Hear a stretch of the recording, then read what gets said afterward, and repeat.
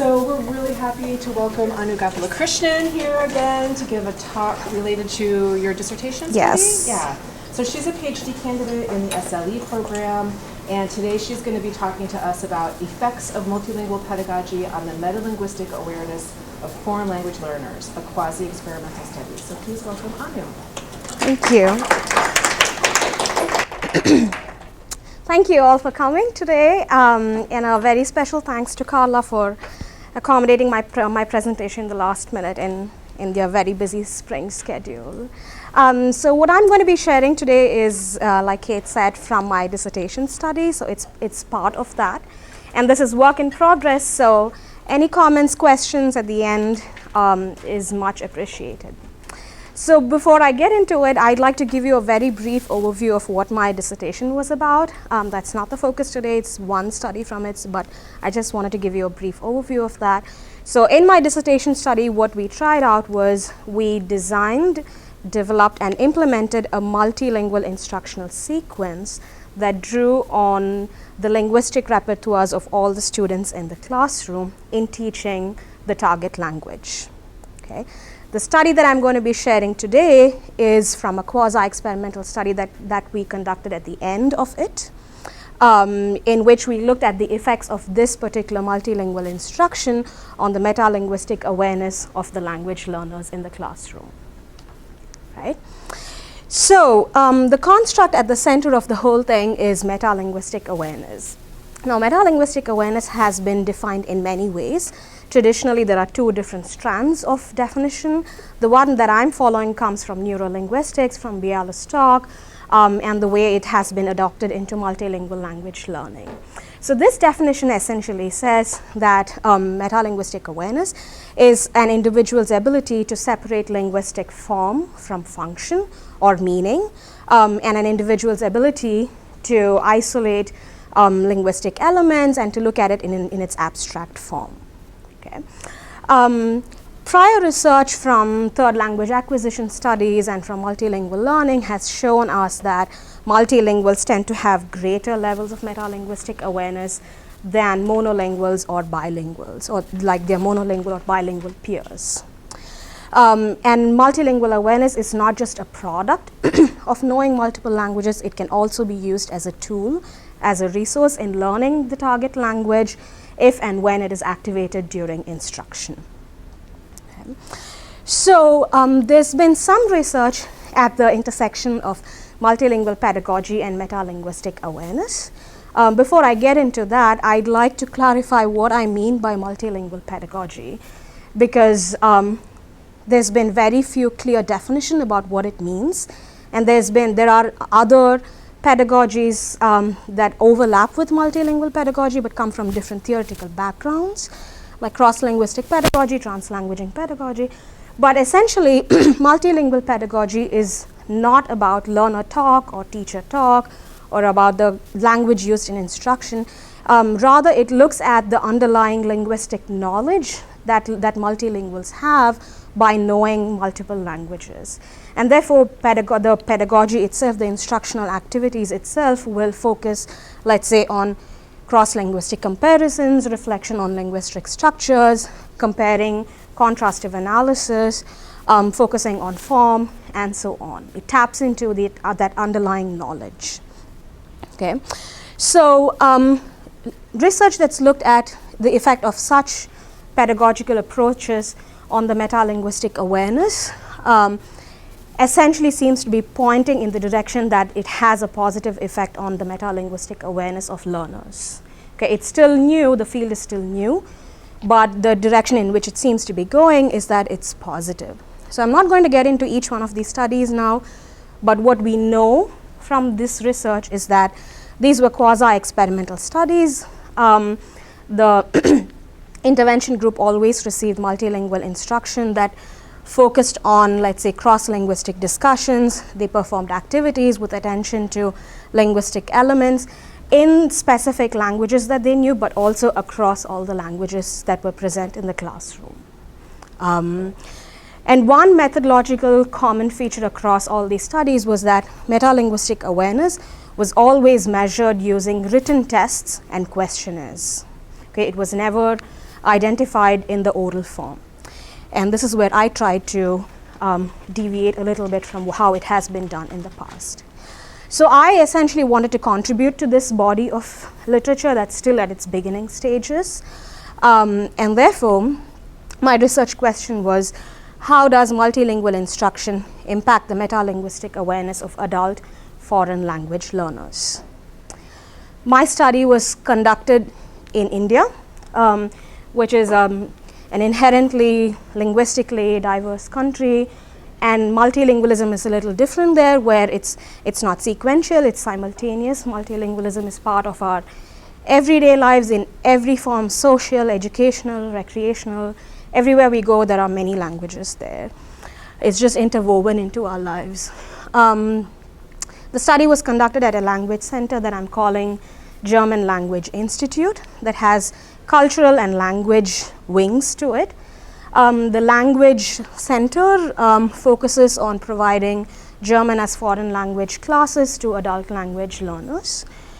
This particular study was conducted at the A1 level, which is the CEA, the Common European Framework of Reference for Languages, the European equivalent of ACTFL. They are equivalent of novice low to mid level. So these were complete beginners with no prior knowledge of language. It was a 16-week course with 25 students in the classroom, 19 male and 6 female students to be precise. And again, what we did here, what they received was this multilingual instruction through an instructional sequence that was designed, developed, and implemented iteratively using design-based research. So we designed this sequence collaboratively with local stakeholders, like with teachers, with administrators on site, and we repeatedly implemented this, refining it every time we implemented it. At the end of the 16-week course, we conducted a quasi-experimental study where the students were asked to perform a translation activity. Oh, sorry. I should have, before I go into that, I wanted to give you an overview of what we did in the instructional sequence. So these were the core components of the instructional sequence, even though it went through multiple iterations. Okay, so there were some changes here and there, but these were the common components across all iterations. So we typically started by drawing students' attention to the linguistic element. So we were drawing their focus on form, the linguistic element that we were going to be teaching during that particular sequence. And then what we encouraged the students to do was to identify how these functions were expressed or were formed in the languages that they already knew. So here the instructor came in and guided them a little bit, but they also worked in their groups in thinking about how the same function happened in their own languages. So we were raising their awareness about their own linguistic knowledge. And then we encouraged them to perform some cross-linguistic comparisons. So actually look at examples, maybe write them down or just verbally discuss them in their small groups. And then they, in their groups, reflected upon how these functions were in different languages, and they shared it with the entire class because there were many languages present in the classroom. And finally, the instructor would come in as the expert of the German language and explain how it happened in the German language or how it was in the German language. Okay. So again, we always did not follow this order. There were some things that were different with every iteration. But these were the common features across all the iterations. So there were 3 iterations of this multilingual instructional sequence. The first one during week 4, where we taught them definite and indefinite articles. The second one was at week 8, where we taught them possessive pronouns, and the third one was at week 12, where we taught them accusative pronouns. Okay, so we went through 3 iterations of the sequence. So there was an empirical process that followed why and how we changed them, but I'm not going to get into that today, okay? I'm only going to be talking about the last study. Okay, so at the end of week 16, we had we conducted this study where students were asked to do a translation activity. Okay. So translation here is not to be confused with the task that professional translators do. They are more along the lines of what the CEFR described them as Sprachvermittlung. So this has been added recently to their descriptors that in their 2018 version of it. It roughly translates to language mediation. It's not the same though. So according to the CEFR, when we talk about Sprachvermittlung, the language user acts as the expert of the language and relays any information that's provided in a text to somebody else who does not have similar linguistic or cultural or technological resources. So essentially the role of the language user is to pass on information. Okay. So very often it's someone with lesser linguistic resources or no knowledge of the target language and so on. Right. So this is a little different from the kind of activity that professional translators do. So they are not required to translate every word, every sentence, every phrase, but rather just provide a gist of the information in the text that's available to them. Okay. So we had 20 volunteers in all from the control and the experiment group. So the experiment group was the group that received this instruction. We had 10 volunteers from that class and 10 other students from another A1 class that did not receive this instruction. And they had to perform this activity in pair. I'll talk a little bit more about the activity that they did. So the students were given this poster. This is a poster from the University of Münster that asks students to enroll themselves in sports courses that are being offered during the rest of the semester. And if they register immediately, then they get a discount. So this is the text that was given to them, and the instructions that were given to them was, you are both students at the Münster University. You have another Indian friend at the same university who does not know German. He sends you a picture of this poster by email and asks you to help him understand it. He says he saw the word Sport, and being a sports fan, wanted to know what was in the poster. Together you will write back to him in English, in Tamil or Hindi, and give him all the important information from this poster. You may discuss what is given in the poster in any language you want, then write an email together. Remember, your friend does not know German at all. So a couple of important things here is that they were allowed to discuss and process the text in any language they want, and write the email in any language they want because the friend does not know German. And then the fact that this is a collaborative activity was insisted and was emphasized upon again and again. Okay. So these were the participants. We have information about the experiment group first and then the control group. Age-wise, all the participants the age ranged between 18 and 35. And there was a good mix of male and female students. Their L1s mostly was Tamil. TA stands for Tamil. TE, another Indian language stands for Telugu. It's another language in India. And then M stands for Malayalam. There were some whose L1 was Malayalam. But the other languages they knew, there were English and Hindi was a common language that many students also knew. Some of them came with having learned another foreign language, so French, Spanish, Japanese, and then some of them also knew other Indian languages, like K stands for Kannada, here's S stands for Sanskrit, but essentially there were a lot of languages present among the pairs and among the students. And if you think of all of them in one classroom, that just in the classroom there were so many languages present. Right. Okay. So this is how we went about doing the task. Whatever is given in red is what the students did, whatever is given in white is what I did. So first I started by giving them instructions for the activity, and then they would sit down and collaboratively discuss the text and start processing the text, like understanding the text. As they were doing this, I sat there quietly, observing them, not interfering, taking notes. My notes were specifically about those instances where they drew on their known languages to understand the text, to process the text, and so on. And then they moved on to writing the email, again collaboratively writing because the discussions continued. And again, I continued observing and taking notes. And then there was a 5-minute break. There were some snacks laid out. They could help themselves to it.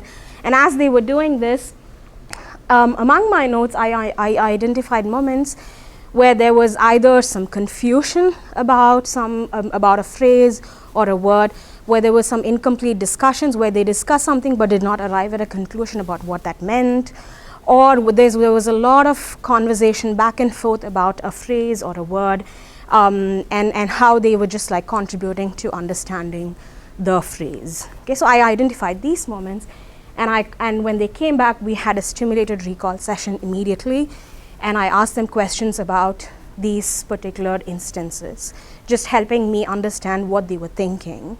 And it was during the stimulated recall session that they were able to verbalize and express their metalinguistic thinking to a great extent. So the whole thing on an average took about 20 to 30 minutes. The whole conversation, including the stimulated recall session, was audio taped, and we went one pair after the other. Okay, so at a time it was just one pair doing the activity. So once all of this was done, I transcribed the interactions and the stimulated recall sessions using MaxQDA, and then I started qualitatively coding their interactions. Okay, so again, I was looking at instances where they drew on their known languages to process the text, to understand the text, to translate and pass on the information in the text. So the first thing I did was I identified what I'm calling multilingual processing instances. So those instances where, like I said, they drew on their known languages. So I first calculated the number of times they did this, and then I went on from merely looking at numbers to looking at what they were doing during these instances. So the functions of these MPIs, the functions that they were doing during these instances. And then this was the first round of coding, and the second round of coding was when I had done this separately for each group. I compared it across both groups to identify common codes, common functions, and to see how many times each group had performed each function. So we have the control group. There were 5 pairs here, and the experiment group 5 pairs here. The first thing, like I said, I identified was the number of multilingual processing instances. Okay. So when we look at this, what we see is that, so the control group had three instances during their interaction when they drew on their known languages, 6, 7, 2, and so on. The interesting thing is that the control group had a total of 21 instances when they drew on their known languages, and the experiment group had a total of 33 times when they had done the same thing. So it's interesting to note that the control group also did the same function, even though a lesser number of times. They had also drawn on their known languages to process the text. Okay. So this is just the numbers. Now let's look at what they were doing during these instances. So the first function is what I'm calling lexical processing. So this was the most interesting one because it was also the most complicated one. So lexical processing was an instance when a pair took a lexical phrase or a word or a sentence, and they went about multiple turns trying to process either the entire phrase or parts of it, and then trying to understand the other half in the process or by putting it in context. But at least part of it they understood and decoded by comparing it with English or Tamil or any other language they knew. But essentially, instead of directly translating it, they went they would go through a process, a sequence, before arriving at the correct meaning of it. And I will be showing examples here, but I'm essentially just explaining what that means. So the control group had a total of 14 times when they processed lexical phrases, and the experiment group had 20 times when they did this. Okay, so let's look at examples now. So this is an example from a pair from the experiment group, and this is the original transcript, but I'm going to be looking at this because this has the translations. Remember, the pairs interacted in many languages. There was English, there was Tamil, sometimes another Indian language, and of course they were talking about a German text, so there were German phrases. With every excerpt, I'm going to be having a small thing there explaining what lexical phrase they were discussing. So here they're talking about freie Plätze, which literally means free places, but in this context of sports and enrolling and registering, it means free spots or free seats, available seats, and so on. Okay. So L and S are the participants, and they're reading from the text here. Es gibt noch freie Plätze für free place for.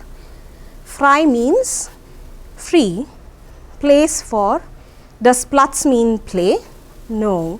Is it some game? Play? No. Platz means place. Place. Noch freier means free.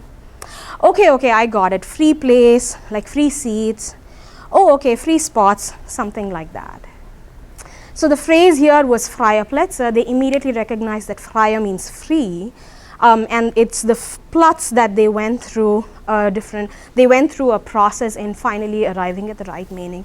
So they started by thinking it's play or game, and then place, and then free place should mean free seats or free spots.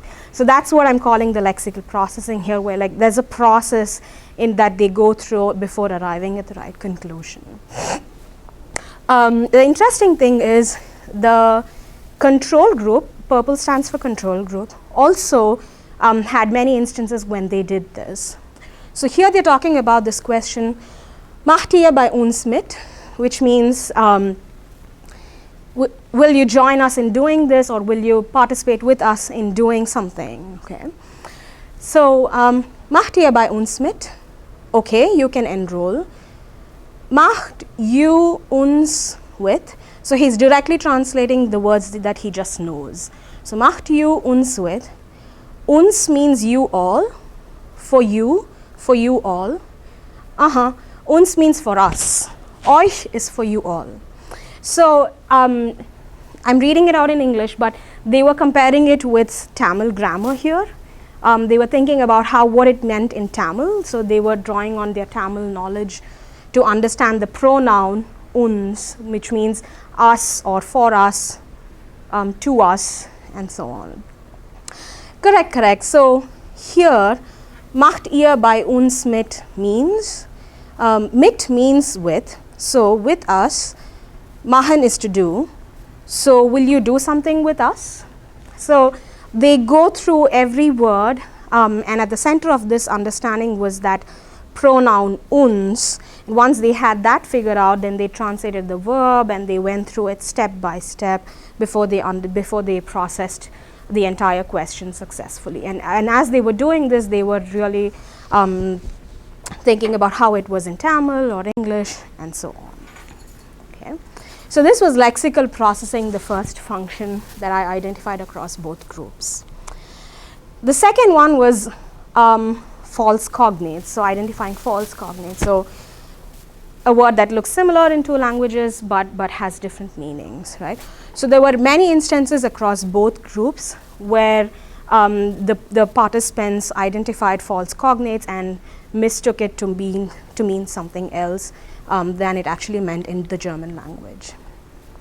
So this is from the experiment group. They were talking about this word restlichen, which means remaining or rest of the and so on. Okay. So restlichen Semester, is it rest of the semester? Is it restless semester? Restlichen, do you mean that one?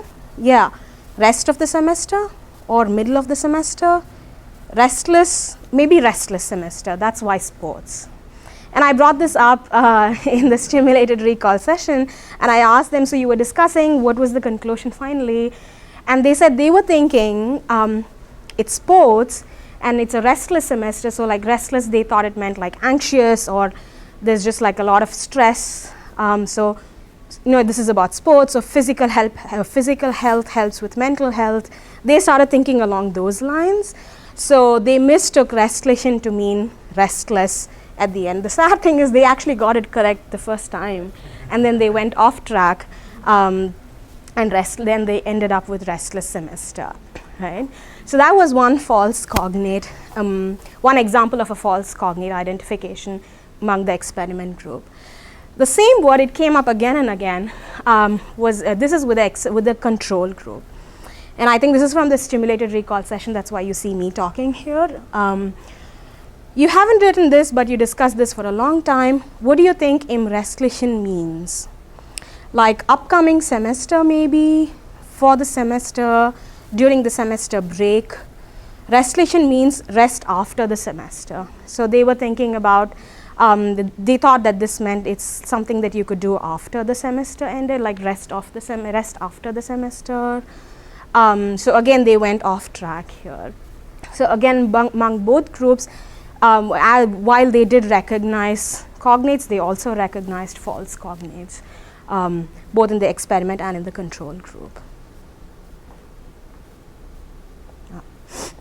Okay, so this is a very interesting finding. Missed cognates is an instance when there was a cognate in the text, but the pair did not identify it. So that was a missed opportunity to recognize a cognate.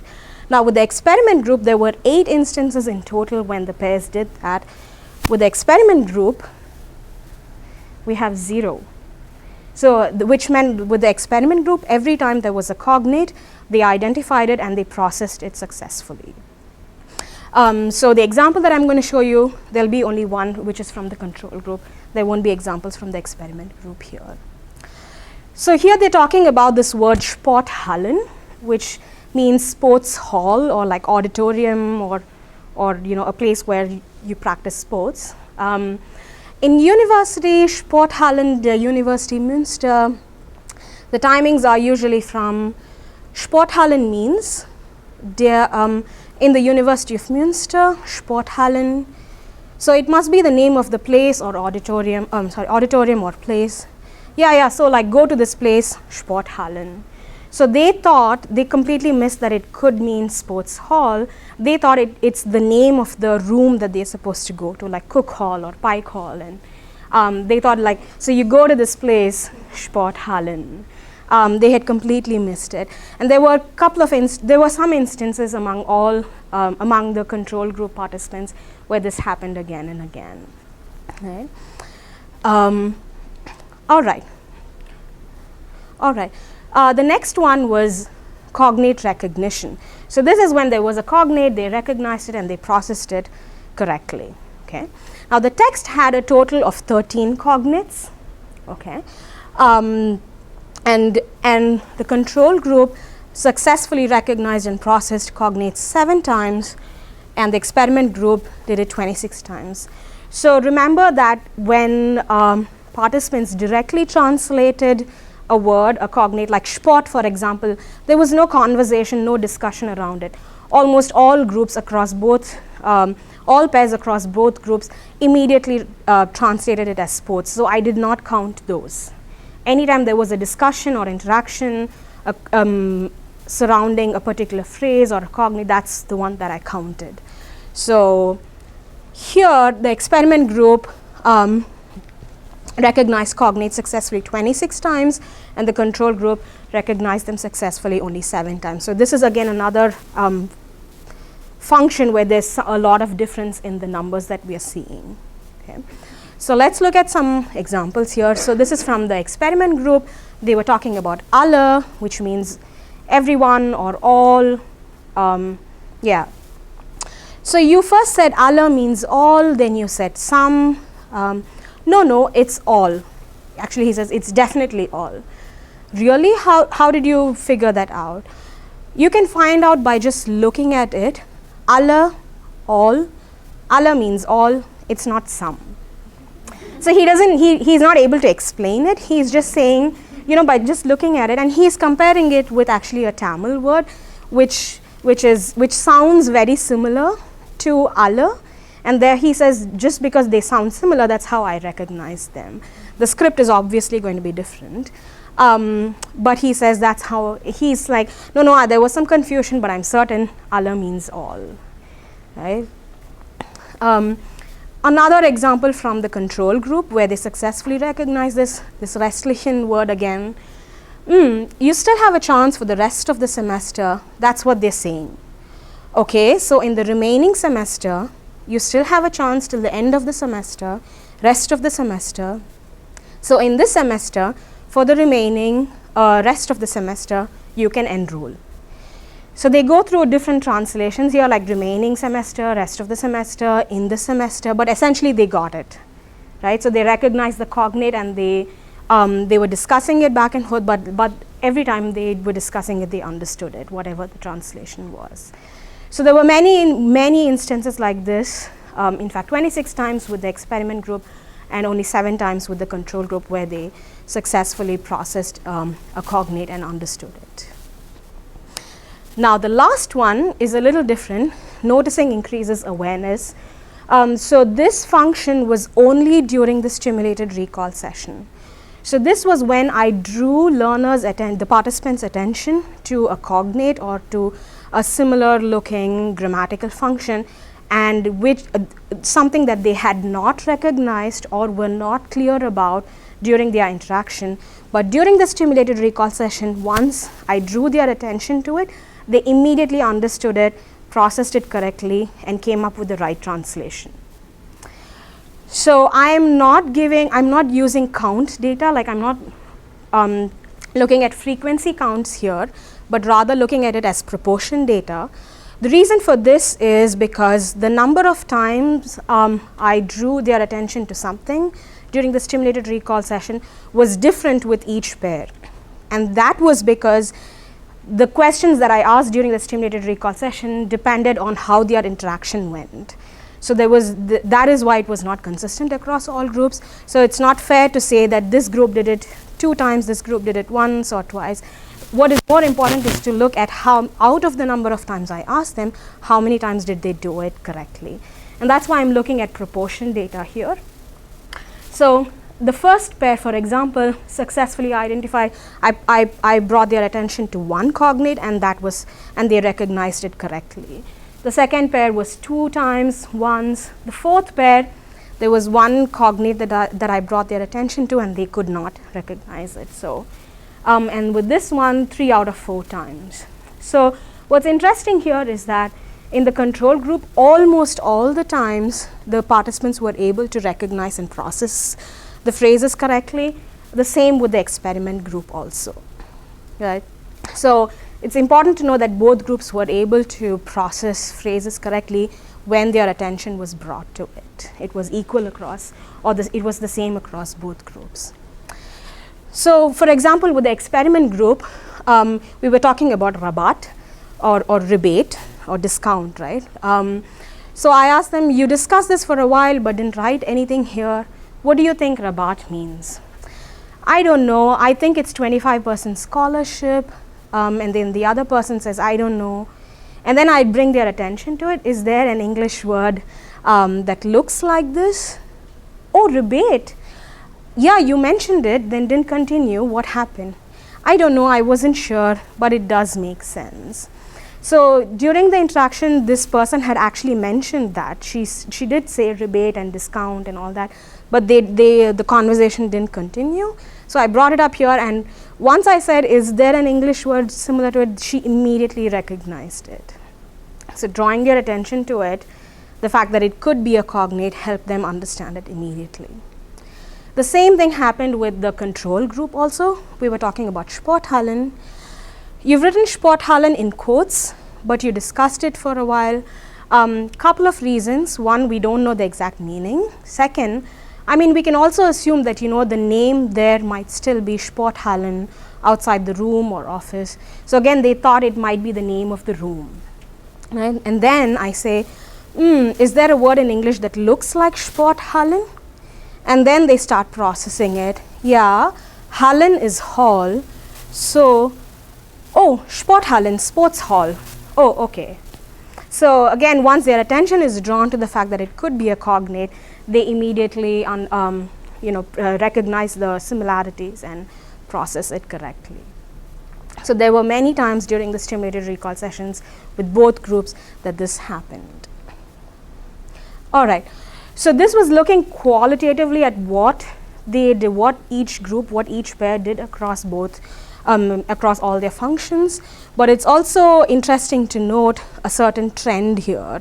The trend is that even though both groups were performing the same functions, the number of times the experiment group did each function is consistently higher than the control group. Okay.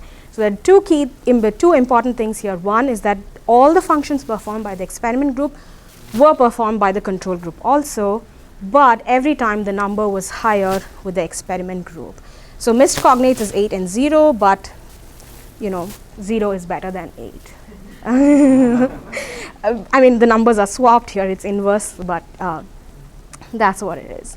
So what does this mean? The first thing that we need to acknowledge is that similar function, both groups performed the same functions, right? We do see both groups performing similar functions.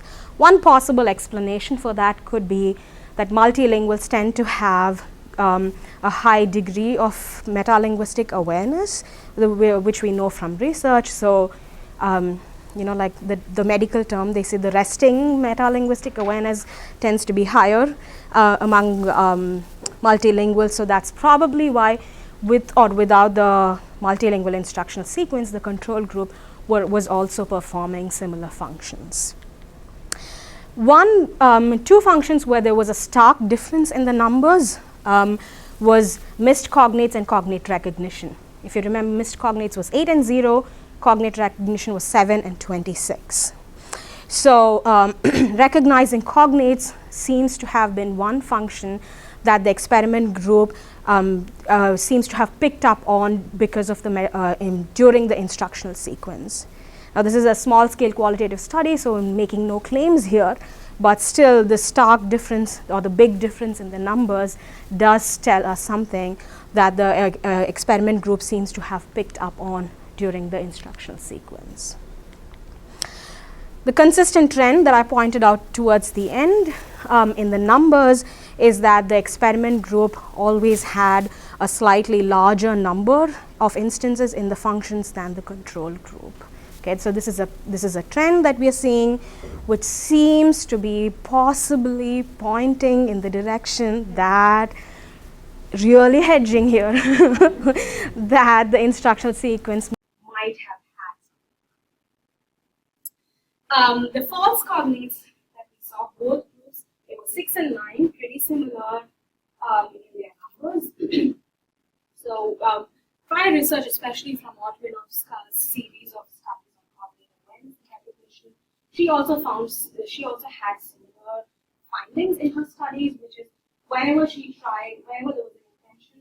intervention that aimed at raising learners' cognate awareness, learners also recognized false cognates a lot. So there is no way in protecting students from recognizing false cognates versus actual cognates. It's going to have a similar effect on that, and we see that in this study also. And finally, both groups processed lexical phrases and words correctly, successfully, once their attention was drawn to it, right? And this goes back to the theory of affordances, to noticing hypothesis, which explain that intake is facilitated once learners' attention or attention is drawn to something, once they notice something. Okay. Finally, I don't want to say limitations, but some explanations and considerations in understanding the findings. First, we did not control for the proficiency levels of any of the participants. This is important because with the experiment group, I knew them for 3 months. So when we asked for volunteers, everybody volunteered. Like all of them were happy to participate. But with the control group, I did not know, they did not know me well, I did not know them well. So when we asked for volunteers, the instructor told me this later, all the ones with higher proficiency levels or like who were confident volunteered. And there is no way to establish this because I did not measure their proficiency levels, but I just knew this because the instructor told me this. But it's possible that their proficiency level kind of influenced the data that was gathered. There were gender, cultural, and individual differences, especially with some pairs where there was a young college female interacting with a middle-aged man. I know there was one group where that happened. and they were both hesitant, and because this was interactional data, the way they talked to one another, they processed the text, they were not, it was a lot different from two people who knew one another really well, and were comfortable in talking to one another. So those differences also influenced the data that was produced. And finally,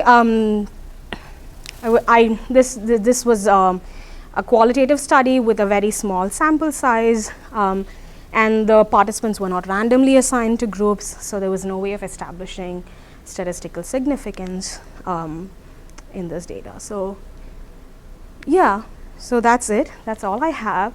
So any questions and comments and feedback, I'm happy to answer them and discuss them with you. Thank you.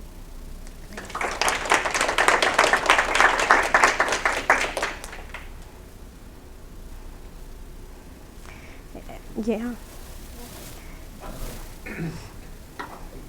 Don't know that you would analyze this, but I'm just curious because of when you have that interaction where someone kind of brings up, oh, sports hall, and maybe it means this, and they kind of go back and forth, and then maybe go off track and don't end up with that, versus when you bring it to their attention as maybe an outsider expert, and they say, oh, okay, rebate, yeah, I thought that earlier, but then I wonder if there's a big difference between someone in more of a authoritative position bringing their attention to it than two peers kind of trying to negotiate and maybe have it but then lose it. So I don't know that that's something that you looked at, but just something that I thought might be interesting to. So I always came in only at the end. I did not interrupt them when they were talking about it I only came in during the stimulated recall session. But every time that happened during the interaction where they did not have a conclusive, like a translation of a phrase, I did bring it up in the stim. So every time that happened, it would have appeared in the stimulated recall session. Right. I'm wondering if it helps with your position that it was so high, 100% for many of the people. As opposed to if they had pointed it out to one another. Earlier, between peers, or maybe if there was a weird power dynamic between college student versus old, just something. Or maybe a space of authority, like giving them a vote of confidence in like their guessing. Right. I have a question. Yes, Were there Leah. ever instances where the students drew on multiple languages, or when they were code switch, or when they were drawing on their other languages, was it always like English and Tamil, or was it English or like, because when we saw the descriptors of the participants, many of them have multiple languages. Were the multiple languages ever present, or was it pretty selective? It was both, but that depended on whether the pairs had common languages. So very often the common language would be English, or Hindi or Tamil, but there would be other languages that one of them maybe knew, and they would know that the partner did not know that language, so they did not. And because this was a collaborative activity, I did not get to see whether they drew on a language that the other person did not know. Corey? Somewhat similarly, when you identified the 13 cognates source texts, were they cognates with English, cognates with Tamil? How are you deciding what were cognates? And or, actually. But it was just English and Tamil. You were looking at Yes. other languages. Yeah, not other languages. No. Because the students also never compared it with any other language in their interactions. And therefore I calculated it that way, but I'll probably have to go back and see if there are maybe German Hindi cognates or anything. Yeah, so with the false cognates, those were instances of them thinking that a word was a cognate when it wasn't. Is that correct? Is that what you meant by false cognate? No, it was a false cognate, and So false cognate. yeah. Oh, You yeah. think it's cognate, but it's not. Right. No, yeah, when it was a cognate, but they thought it was, So right, think I that should give you it, need to rephrase that. right, give it a different name, yeah. Yeah. Yeah. And so another issue there would be that, so it seems then that the experimental group actually misread the cognate more times, Mm-hmm. right? 6 to 9? Yes. So in that particular case, that would be an instance of not being better than the other group, Yes. correct? Yes. Yes. And yes, and that's what Otvinoska also actually found in all of her studies, where they noticed or they wrongly translated cognates more number of times. Right. And she explains it as saying the same thing, that because we're talking about cross-linguistic comparisons during the instruction, they also tend to translate cognates wrongly. Right. So, but I wanted to bring that up because when you were summarizing, you were saying that the numbers were higher. In that particular case, it isn't It's good that not. it's higher, right? Yeah. It's not. Yes. Okay. Thank you. Kenny. Thank you, so interesting. Let's go back to the limitation or consideration you Yeah. said about participant recruitment, where you said the students from the other instructors who volunteered, they were higher level, according to the teacher. Mm-hmm. And did they go into the experimental or control group? No, control group. So could you talk through a little bit what that means? Does that potentially, how that might impact your Yeah, so differences you found? the experiment group was only from the class that received the instruction, and I had been with them for a long period of time. They knew me well, so when I asked for volunteers, there was no hesitation on the part of about who volunteered. But with the control group, it was just all from one class. The instructor told me later that when I asked for volunteers, the students who were more confident, and she said who were better at the language volunteered. And it's possible that because they were at a higher proficiency level than the students in the experiment, than the participants in the experiment group, we also are seeing such high numbers of multilingual processing instances among the control group. It's possible, there's no way to prove that, but So you could theorize the differences might be greater if you had a more random, is that like it's possible, yeah. But since this was like an intervention study, there was no way of randomly putting them in groups. The group that did receive the instruction could only be in the experiment group, or the other way around. The experiment group could only have students who had received it. Yeah? I don't know if I'm supposed to say that or you're supposed to say that. Thank you so much for coming. Thank you. Thank you. Thank you. Yeah.